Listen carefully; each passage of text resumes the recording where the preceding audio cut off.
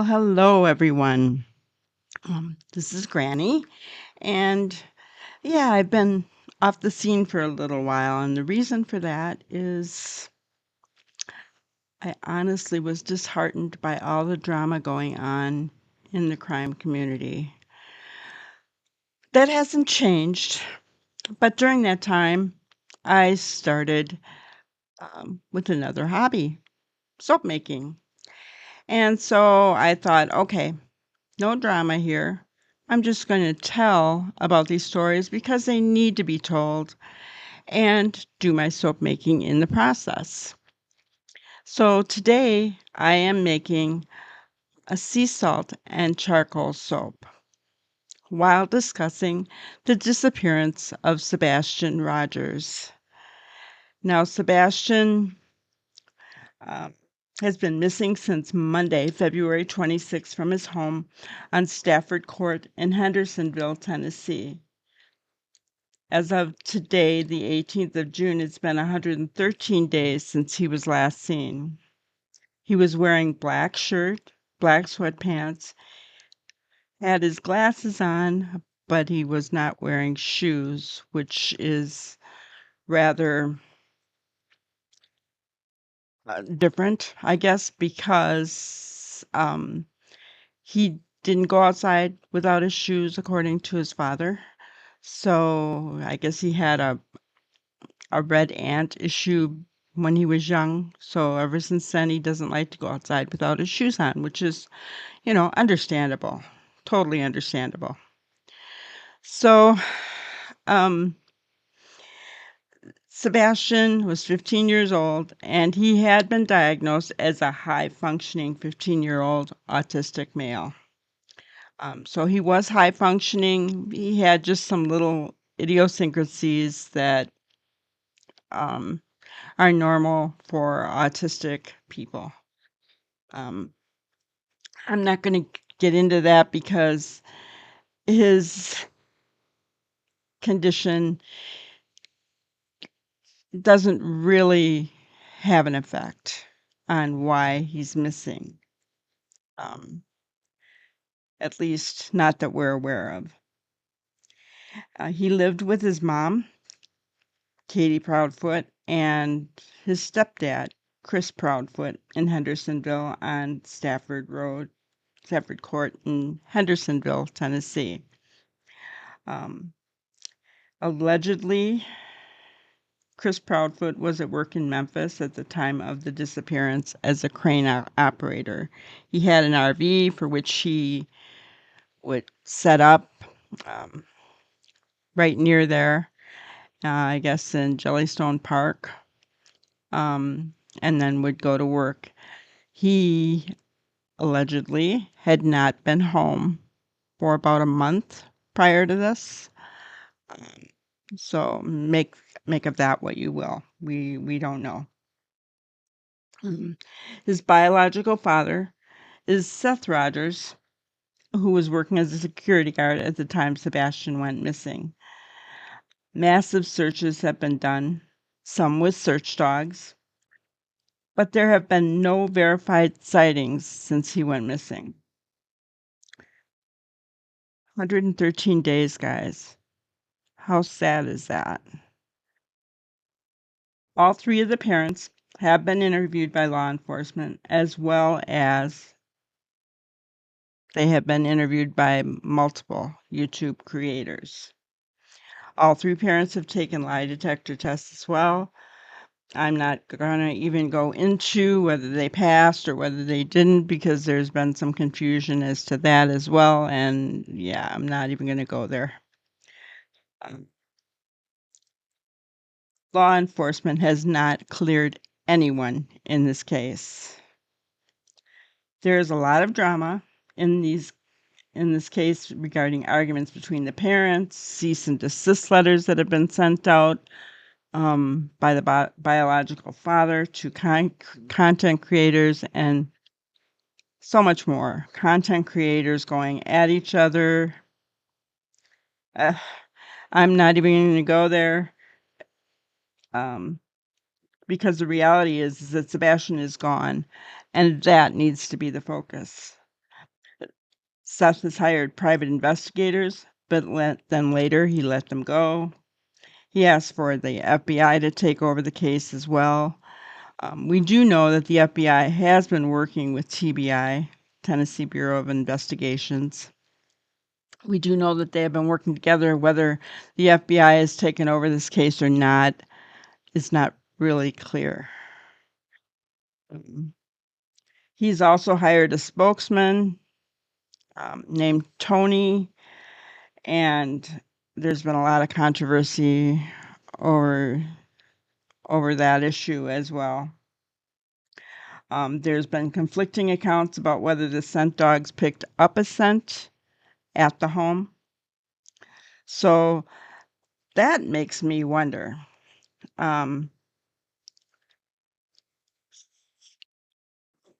Did, I guess I've heard, and I don't know whether this is true, but I've heard that the scent dogs picked up a scent from him going to the curb to put the garbage out the night before. And so, but they have not picked up a scent from him leaving. Now, he was barefoot. He didn't like to go barefoot. There supposedly, allegedly, no scent of him leaving the home. How did he leave the home? Allegedly, Katie was the only one that actually was home with him at the time. In an interview that she gave early on in the disappearance, she stated that at some point she heard a thud. She asked Sebastian if he was okay. He said, yes, he's fine. And that she said, I don't care what you're doing in there, but you need to get to bed. She said she did not check on him when she heard that. She said she had talked for 3 hours on the phone with her husband, Chris, at which point he told her to take the dogs out and then go to bed. I'm not sure how many dogs they had. I heard 3. I don't know if that's accurate or not, but you would think that if Sebastian left, that the dogs would have barked something. I mean, I don't know. So from the outside looking in, Sebastian has simply disappeared with no trace, none whatsoever. This case just breaks my heart. There have been vigils that have gone on, multiple searches, horseback, boats. I mean, just multiple searches done. Seth Rogers was out constantly, his biological father, pounding the ground looking for Sebastian. Flyers have gone out. People have been distributing flyers. There have been content creators that have been out there searching. I watched a lot of CJ Crime Concepts. Shout out to him because he was out there not expecting anything in return. He was out there pounding the pavement looking for Sebastian. You know, and there have been many others as well that were out there looking for him. I couldn't even name everybody, but the point is there was a lot of people out there looking for this kid, and there's nothing. There is nothing. There's been no trace of him.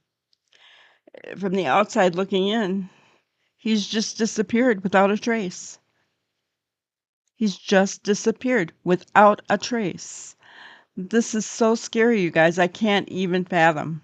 I really just can't. How does a 15-year-old just disappear? How does that happen? You know, is foul play involved? We don't know. We honestly do not know. Can't say. I'll give you some statistics here. As of this month, there are 141 Tennessee children who remain missing, including those who have since turned 18. Some of these cases date back to as early as 1969. Among them, 5 are the subject of Amber Alerts, and only 14 are listed as endangered. What is going on in Tennessee, you guys? What's happening? What is happening here? And as I was preparing this video, another young girl went missing last night in Hendersonville, Tennessee, the same city as Sebastian. I will probably keep an eye on that case and see where that goes. Maybe report on it. I've got a lot of cases to get caught up on. And I'm going to try to do these every time I make a new soap. So, maybe 1 or 2 videos a week, depending. But, a couple of things about Sebastian. He loved the song The Eye of the Tiger. That song is awesome. It's very upbeat, very, and that just, I don't know, gives me goosebumps that he loved that. He loved the color green. There was allegedly a recent sighting seen in Milwaukee. The picture on the internet of that young man, in my opinion, did not look like Sebastian. Other than that, there have not been really any sightings of Sebastian, and that just breaks my heart. So that tells me that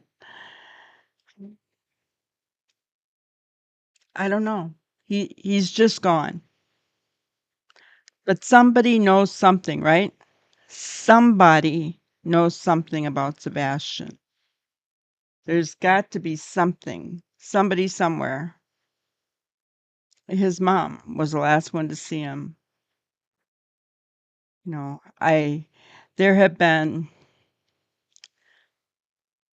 body language experts talking on this subject, and mediums and all kinds of things. But the bottom line is there's nothing there. There is nothing to go on. Now, that's from the outside looking in. I am not law enforcement. And I have to wonder what they know. What are they looking at? There have been no arrests, obviously, and that makes sense. That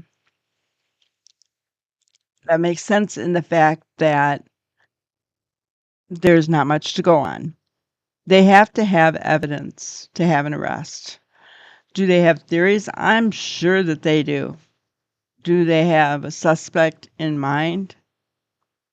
Possibly. We don't know, do we? They're not saying anything.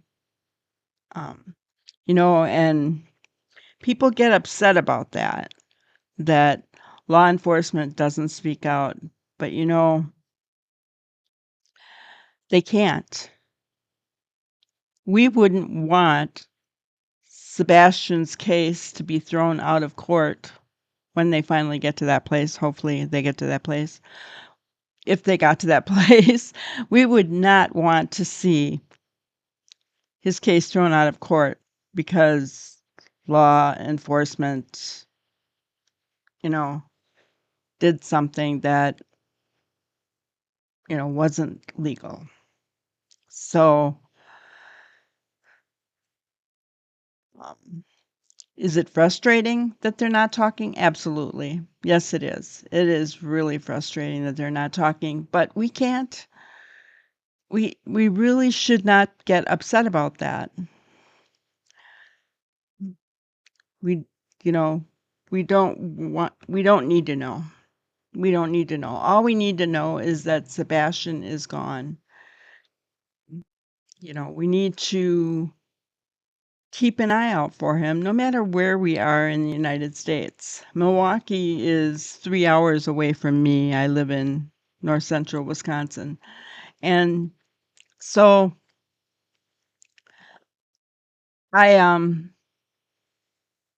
you know, I take that seriously.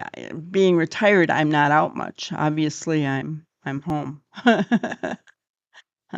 um More often than not. And I live in a small town that there isn't much to do here. You have to make your own fun. My fun is making soap. Um, and I have my dog, and that's my life. And I love keeping up on crime stories. That is a passion of mine. Uh, but I'll say it again, the drama, I don't want any part of it because I'm not here to call out another creator for something that I think they may have done wrong. Um, I don't want anybody calling me out. If they do, it is what it is. I'm just not going to be a part of that whole thing. So here we sit, 113 days later. Sebastian is gone, guys. So I encourage you, read up on him. Look at the pictures that I've posted on this video. Um, Keep his face in your mind because you never know. Somebody may see him. Somebody may be the person that cracks this case. You know, I this is why I love the true crime community because in Gabby Petito's case, if that creator had not remembered that she had seen Gabby's van on that back road in Wyoming, we might never know where she was. She brought closure to those poor parents. And so content creators, average people out there can be helpful. If we use our platform for the right reason, we can be helpful. So I am asking, no, I'm begging everybody, keep his name in the forefront. Don't forget about him. If you are a prayer warrior, pray because Sebastian needs to come home. He needs to come home, wherever that may be. I've heard that he was supposed to go live with his dad and start going to school, there. So he he needs to come home. He needs to come home. So I'm going to end the video today, or the discussion of Sebastian at this point. Just kind of talk a little bit about what I'm doing in this video. I'm using melt and pour soap. I used an aloe vera base and used tickled pink mad mica to color it. I've used sea salt in it, which is really good for exfoliating and helping your skin. And now the last one that I'm doing is I'm pouring on some aloe vera and charcoal. And this bar is going to be so good for your skin that you're not even going to understand. The thing that I'm continuously spraying is those of you in the soap industry would know, but I'm spraying rubbing alcohol because it helps to bond the layers together. In cold process soap, which is not what this is, cold process is actually putting the oils and the lye and all that together and making the soap. This is melt and pour, which is so much easier. I have emphysema, so going that route, just, you know, working with lye has some really good fumes to it, as I'm sure you all know. I decided that that would not be conducive to my health, so I have not gone that route. So I poured the charcoal in there for the bottom, and I'm actually I have a website where you can get these soaps if you like. I'll have that in the description. There's several soaps now. I'm just getting started with, putting these soaps on display. So I think I have maybe 6 on the website right now, but there will be more as the days go by. I have made some already that are gone simply from family and friends, and I'll be putting out a men's soap, which has an incredible smell to it. So as you can see, I have 2 joys in my actually 3 joys in my life. My dog. My dog Lacey, she is 11 years old. I bought her for my dad.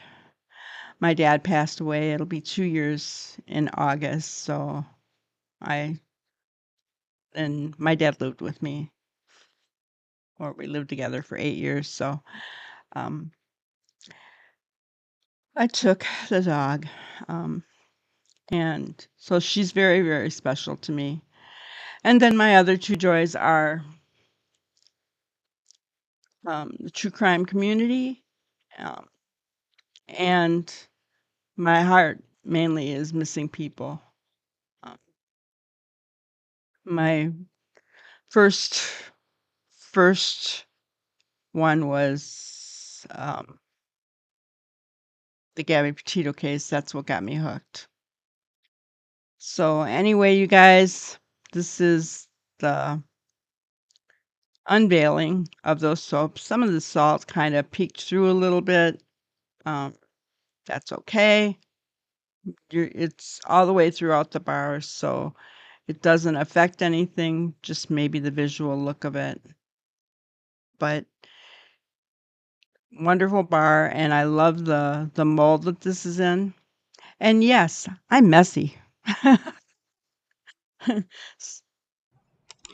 Thank you for watching another episode of Granny's Crime Busters. We really appreciate each and every one of you. Don't forget to subscribe and like and even share the content. You can follow us on any of our other social media platforms at YouTube, Twitter, Instagram, Facebook, and TikTok. We really appreciate you guys, and you can also email us at grannyscrimebusters@gmail.com. Thank you so much, and we will see you on the next one. Thanks, guys.